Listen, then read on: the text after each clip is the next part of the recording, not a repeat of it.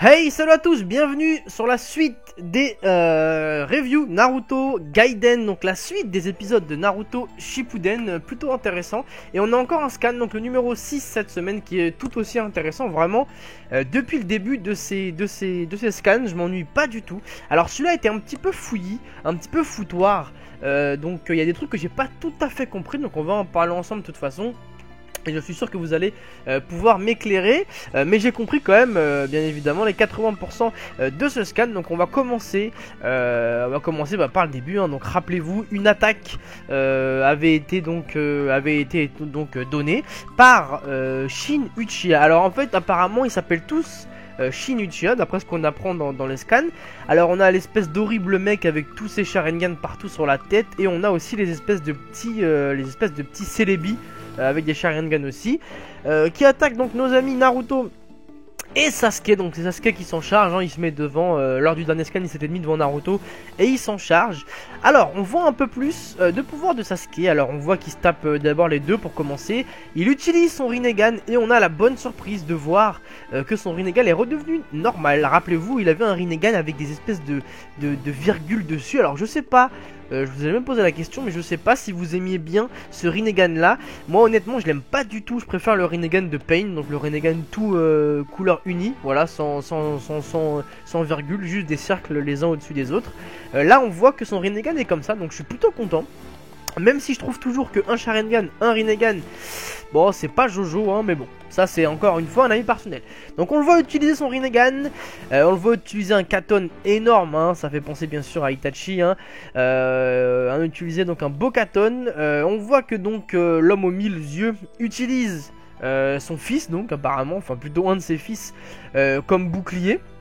Alors déjà on comprend bien que ce sont des espèces d'objets, hein, pour lui, ils sont tous identiques, on avait vu dans le scan dernier.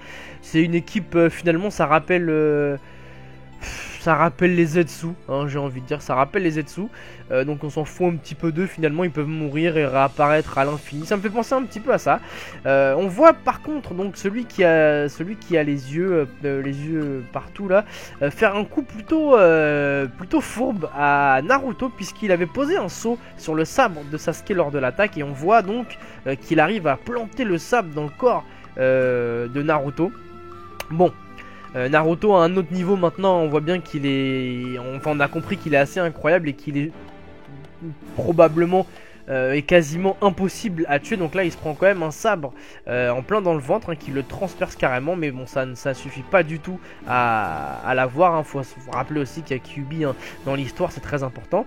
Et donc on le voit continuer ses attaques. Alors il est plutôt fourbe ce mec, on sait pas trop c'est quoi ses pouvoirs. On sait qu'il a donc des Sharingan et qu'il s'en sert. On a vu aussi lorsque le Katon est arrivé dans le dos, il a utilisé un de ses yeux un peu comme Danzo pour voir derrière, et justement c'est là qu'il s'est protégé, pardon, avec son fils. Donc il a pas l'air nul, hein, le combat continue, et Sarada qui est visé avec des espèces de petits shurikens, Sasuke qui la sauve.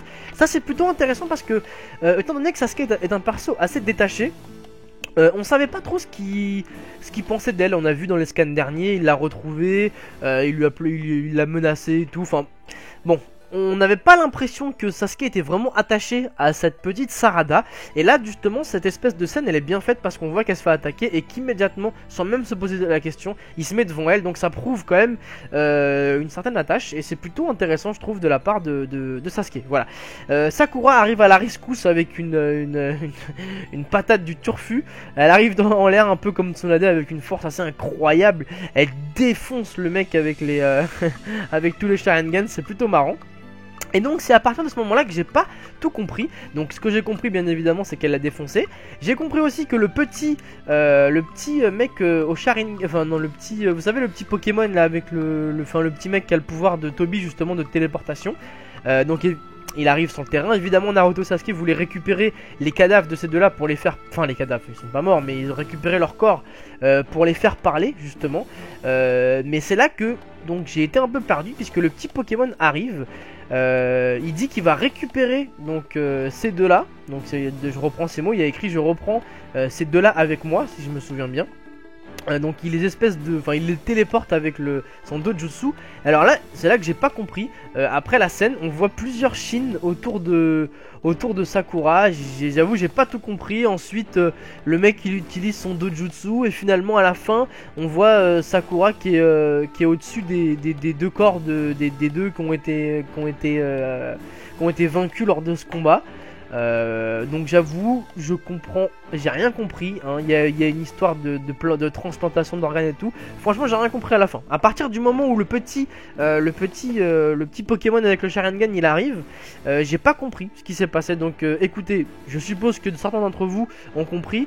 Laissez-moi donc ça dans les commentaires. Je vais lire ça dès ce soir. Hein, pourquoi pas. Je vais regarder ce soir vers 21h.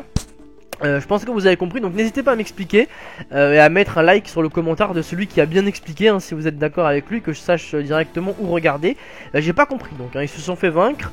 On a compris un petit peu que voilà l'espèce de Celebi là, il sert à rien du tout, c'est un Zetsu, et l'autre il le manipule de partout, ça on a compris. Bon voilà, le petit il arrive, il dit je les récupère, après il y en a d'autres, et finalement à la fin Sakura elle est avec les deux, donc j'avoue j'ai vraiment rien compris.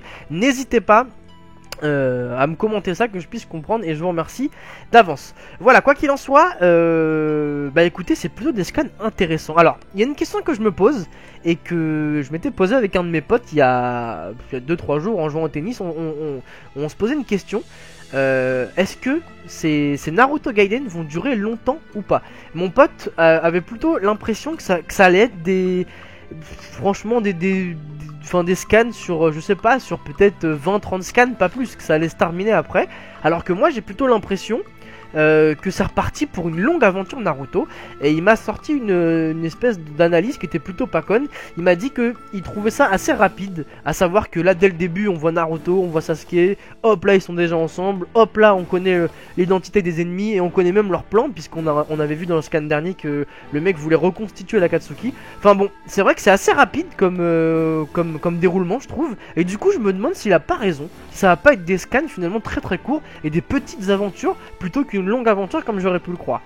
Donc ce sera la question de cette review. Donnez-moi votre avis là-dessus. Est-ce que vous pensez que ça va durer vraiment longtemps? Peut-être pas comme Naruto Shippuden, mais est-ce que ça va durer assez longtemps? Ou est-ce qu'à votre avis c'est aussi des petites histoires? Je serais un peu attristé d'apprendre que c'est des petites aventures et non pas un long truc, parce que moi je commence bien à kiffer ces nouveaux scans et j'aimerais bien que ça dure le plus longtemps possible. Donc voilà, donnez-moi votre avis s'il vous plaît. Et puis s'il y a quelqu'un qui peut m'expliquer ce qui s'est passé après l'arrivée du petit Pokémon qui a le pouvoir de téléportation, ça m'arrangerait aussi. Je vous laisse sur ça, merci de vos commentaires et je vous retrouve la semaine prochaine pour le numéro 7. Salut à tous, ciao.